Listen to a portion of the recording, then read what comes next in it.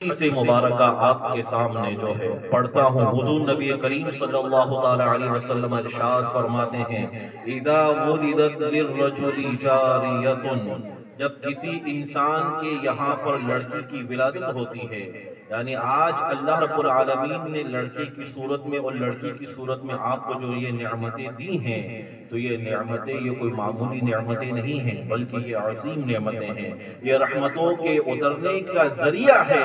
حضور صلی اللہ تعالی علیہ وسلم نے ارشاد فرمایا، جب کسی انسان کے یہاں پر لڑکی کی ولادت ہوتی ہے تو اللہ کے رسول صلی اللہ علیہ وسلم ارشاد فرماتے ہیں، بعث اللہ تعالی لہا ملائکتن، تو اللہ رب العالمین اس گھر کی طرف فرشتوں کو بھیجتا ہے، وہاں پر رحمت کے فرشتوں کا نزول ہوتا ہے، سبحان اور اللہ، سبحان وہ اللہ۔ فرشتے آ کے کیا کرتے ہیں؟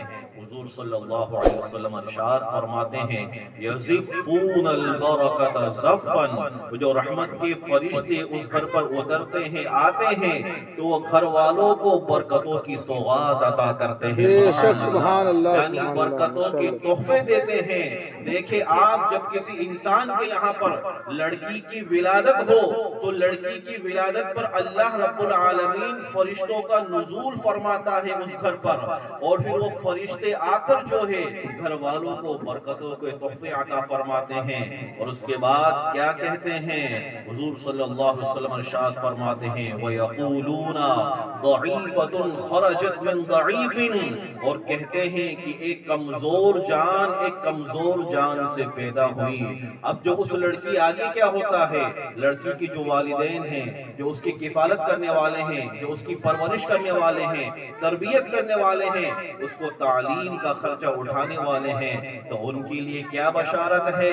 تو حضور صلی اللہ علیہ وسلم ارشاد فرماتے ہیں، القیم علیہا معان الی یوم القیامہ، جو اس بچی کی کفالت کرے گا، پرورش کرے گا، تربیت کرے گا، تو اللہ رب العالمین اس کی قیامت تک مدد فرمائے گا۔ سبحان اللہ، سبحان اللہ۔ حضرات محترم، دیکھیں آپ، یہ لڑکی کی ولادت پر اللہ رب العالمین گھر والوں کو، والدین کو، اپنے بندوں کو یہ انعام عطا فرماتا ہے کہ اس گھر پر رحمت کے فرشتوں کو بھیجتا ہے، اور رحمت کے فرشتے اس گھر پر آ کر گھر والوں کو برکتوں کے تحفے عطا کرتے ہیں، اور جو بچی کی پرورش کرتا ہے، کفالت کرتا ہے، تعلیم کا، تربیت کا بیڑا اٹھاتا ہے، تو اللہ رب العالمین قیامت تک اس کی مدد کرنے کی خوشخبری عطا فرماتا ہے۔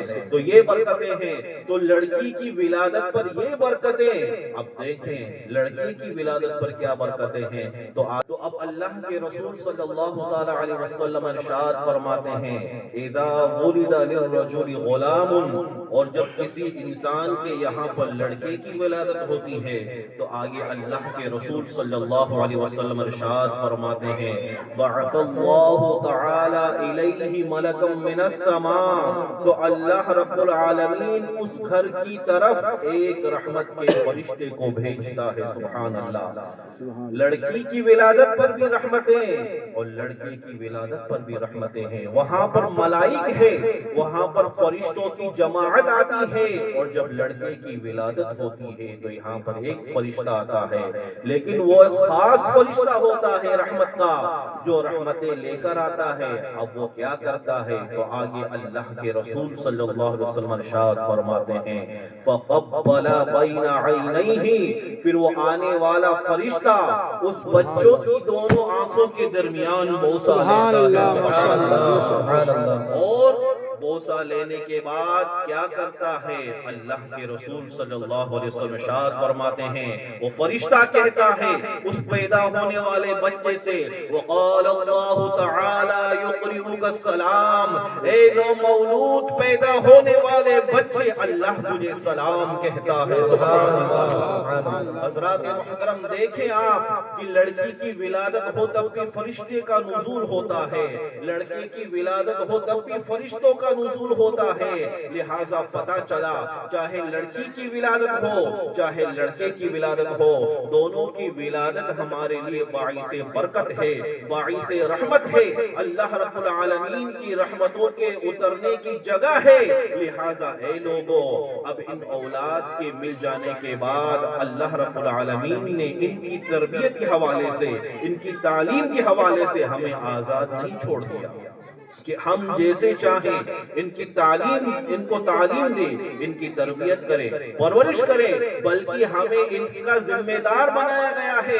حضرت عبداللہ ابن عمر رضی اللہ تعالی عنہ ایک شخص سے ارشاد فرماتے ہیں، اے شخص اپنی اولاد کی اچھی تعلیم دینا، اچھی تربیت کرنا، کیونکہ کل قیامت کے دن اللہ رب العالمین تجھ سے سوال پوچھے گا تیری اولاد کے بارے میں کہ تو نے دنیا میں اپنے اولاد کو کیا سکھایا، اس کی کیسی تربیت دی۔ لہٰذا اے انسان تو اپنے بچے کی اچھی تربیت کرنا۔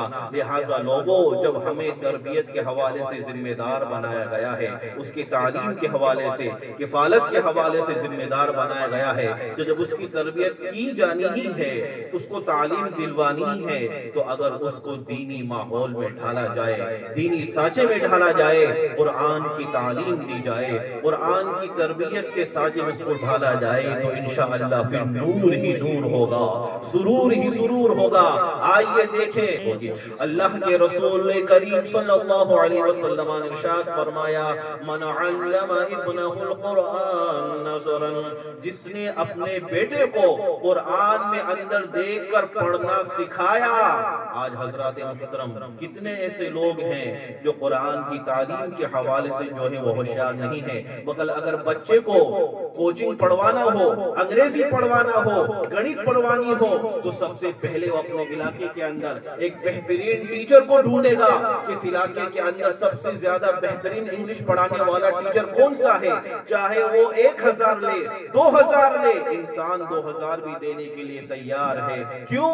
کیونکہ دنیاوی تعلیم سے مال کا فائدہ وابستہ ہے، وہاں پر مال ملے گا، اس لیے انسان جو ہے اپنے فائدے کی وجہ سے پیسے زیادہ لگانے کے لیے تیار ہے۔ ارے لوگوں، یہ دنیا ہے، یہ دنیا کا فائدہ ہے، یہ یہیں پر رہ جائے گا، لیکن دین کی تعلیم، قرآن کی تعلیم ایک ایسی تعلیم ہے، اگر اس کے اوپر تم نے اپنے بچوں کے اوپر توجہ دے لی تو قسم خدا کی دنیا میں بھی نور ہوگا اور آخرت میں بھی سرور ہوگا۔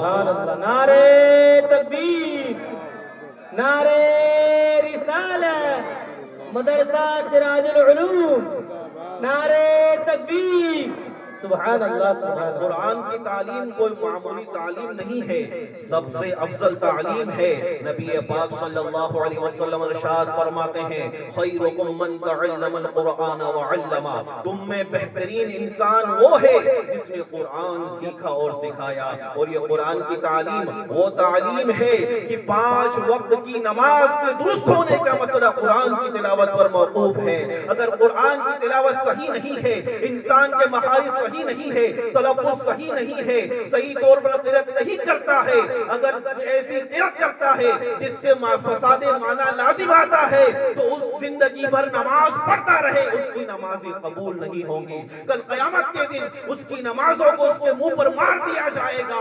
لہٰذا اے انسان، جب سے انسان بالغ ہوتا ہے، انسان کے اوپر جب سے نماز فرض ہوتی ہے، تب سے لے کر زندگی کی آخری سانس تک اس کے اوپر نماز پڑھنا لاگو ہے، لازم ہے۔ لہٰذا اس نماز کا درست ہونے کا جو مسئلہ وہ ٹکا ہوا ہے، وہ قرأت کے درست ہونے پر ٹکا ہوا ہے۔ اگر قرأت درست ہوگی تو اس بندے کی نماز درست ہوگی۔ لہٰذا قرآن کی صحیح مخارج درست کرنے کے لیے، تلاوت کو درست کرنے کے لیے، اس کو صحیح سے پڑھنے کے لیے ہم نے کتنی توجہ دی ہے، کتنا اہتمام کیا ہے۔ اے لوگو، اس کے اندر تمہارا دنیا کا فائدہ بھی چھپا ہوا ہے اور آخرت کی کامیابی چھپی ہوئی ہے۔ لہٰذا آپ یاد رکھیں کہ قرآن کا معاملہ صرف نماز ہی میں نہیں ہے، بلکہ قرآن آپ قرآن عربی زبان میں ہے، جب انسان دنیا سے چلا جاتا ہے تو انسان کو جو قبر کے اندر جو زبان کام آتی ہے وہ عربی زبان ہی کام آئے گی. آخرت کے اندر ہر انسان کی مرنے کے بعد جو ہے زبان جو ہوگی وہ عربی زبان ہو جائے گی. یہاں تک کہ جب جنت میں چلا جائے گا تو جنت میں بھی جو زبان ہوگی وہ تو عربی زبان ہوگی. لہٰذا اے میرے دوست، میرے عزیز، قرآن کریم کی تلاوت کرے گا تو دن بدن نور ہی نور پاتا جائے گا، سرور ہی سرور پاتا جائے گا. اس کے گھر کے اندر نزول رحمتوں کا نزول ہوگا، خیر و برکت ہوتی ہوئی نظر آئے گی. لہٰذا اے لوگوں تیری نسل سنورتی ہوئی نظر آئے گی. آج ہماری نسل اسی وجہ سے برباد ہے کہ آج ہم نے دنیا کی تعلیم تو دے دی. میں دنیا کی تعلیم کے خلاف نہیں ہوں میرے بھائی، آپ دنیا کی تعلیم دیجئے، ڈاکٹر بنائیے، انجینئر بنائیے، پروفیسر بنائیے، لیکن اس سے پہلے ایک صحیح، ایک سچا پکا مسلمان بنائیے، ایک حافظ بنائیے، عالم بنائیے. دین کا جذبہ، دین کا درد اس کے دل کے اندر پیدا کیجئے. جب دین کا جذبہ، دین کا درد لے کر آپ کا بیٹا ڈاکٹر بنے گا تو پھر اس کی نظر لوگوں کی جیبوں پر نہیں ہوگی بلکہ انسانیت پر، لوگوں کی دکھوں پر، لوگوں کی چوٹوں پر، پریشانیوں پر اس کی نگاہ ہوتی ہوئی نظر آئے گی.